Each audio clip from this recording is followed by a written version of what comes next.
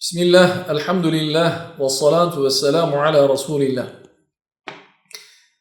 Kıymetli cemaatimiz, Cenab-ı Allah nasip ederse yaklaşık 10 gün sonra inşallah Ramazan ayına kavuşmuş olacağız. Yüce Rabbimiz Kur'an-ı Kerim'de Estaizu billah, Bismillah, Ya eyyühellezine amenu kütibe aleykumus siyamu kema kütibe alellezine min qablikum leallekum tettekun. Sadakallahu azim. Yani Kur'an-ı Kerim'de Cenab-ı Allah ey iman edenler şüphesiz ki oruç sizden öncekilere farz kılındığı gibi sizlere de farz kılındı ki müttaki kullardan olasınız.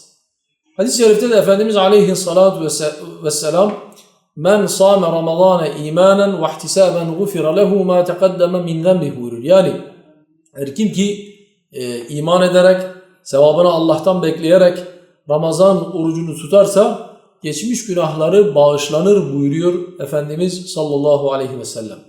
Bizler inşallah tutacağımız oruçlar vesilesiyle Cenab-ı Allah'ın müttaki saydığı kullardan olacağız. Müttaki kullar Allah'ın razı olduğu kullar. Cenab-ı Allah'ın cennetine dahil ettiği kullar. İnşallah tutacağımız oruç vesilesiyle bizler yarın ahiret yurdunda cennette Reyyan adlı kapıdan cennete girmeyi ümit ediyoruz.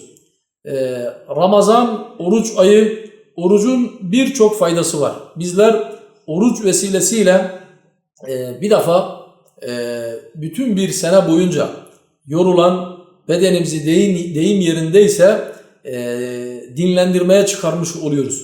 Yine aynı zamanda oruç vesilesiyle ruhlarımızı arındırmış oluyoruz.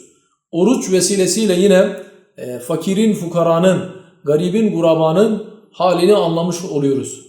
Yine Ramazan bereket ayı.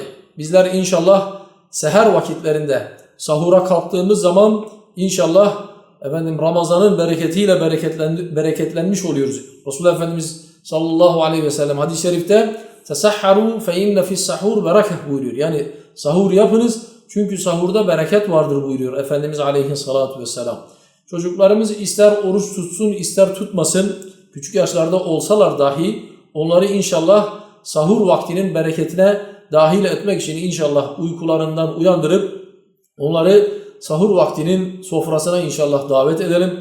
Küçük yaştaki çocuklarımızı da inşallah 7'li yaşlardan 10'lu yaşlardan itibaren inşallah oruca alıştırmaya inşallah gayret edelim. Kendimiz inşallah tabii ki bizzat bizler aile efradımız oruca gereken ehemmiyeti verdiği gibi çoluğumuzu çocuğumuzu da inşallah şimdiden yani bu küçük yaşlarda Ramazan orucuna inşallah alıştırmaya gayret edelim. Yine Ramazan Kur'an ayı. Cenab-ı Allah Kur'an-ı Kerim'de Estaizu billah şehru Ramazan ellezî unzile fîhil Kur'an.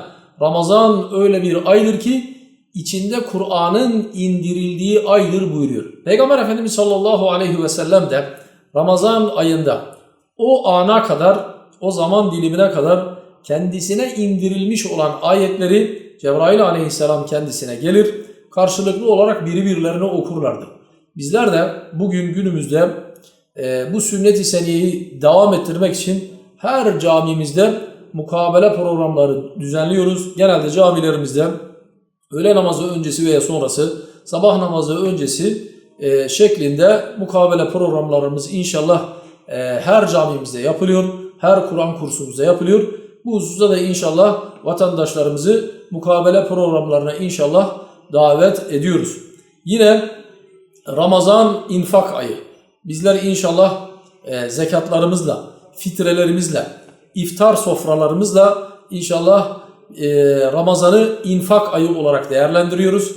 İftar sofralarımızda inşallah şu hususa dikkat edelim ki israf sofraları haline inşallah dönüştürmeyelim.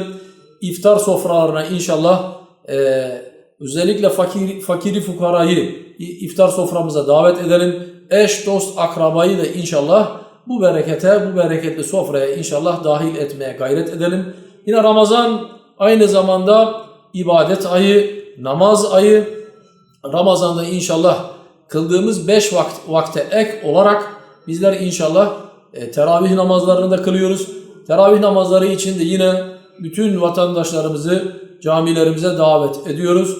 Bu teravihin, namazın, caminin huzurundan, bereketinden inşallah istifade etmeleri için yine Ramazan ayı içerisinde Cenab-ı Allah'ın 1000 aydan daha hayırlı olarak telakki ettiği, bizlere ifade ettiği Kadir Gecesi de Ramazan ayı içerisinde.